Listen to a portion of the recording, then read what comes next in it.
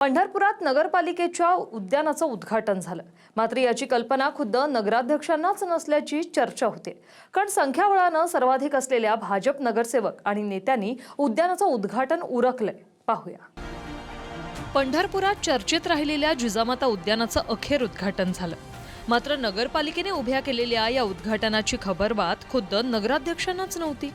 नगराध्यक्ष प्रणिता भालकेंशिवाय भाजपचे नेते आणि नगराध्यक्षांनी मिळून उद्यानाचं उद्घाटन केलं।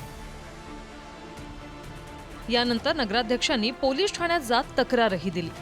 मात्र सरतेशेवटी पालिकेत असणारे भाजपचे सर्वाधिक नगरसेवक, उपनगराध्यक्ष आणि भाजप नेते समाधान आवताडे, प्रशांत परिचारक यांच्या हस्ते जिजामाता उद्यानाचं उद्घाटन झालं। पंढरपूर नगरपालिकेत नगराध्यक्ष प्रणिता भालकेंसह तीर्थक्षेत्र विकास आघाडीचे 11 जण आहेत। या 11 पैकी नगराध्यक्ष आणि इतर 7 जणांनी शिंदेंच्या शिवसेनेत प्रवेश केलाय, तर उपनगराध्यक्ष आणि नगरसेवक मिळून 24 जणांचं संख्याबळ भाजपकडे। रवी लवेकर, TV9 मराठी, पंढरपूर।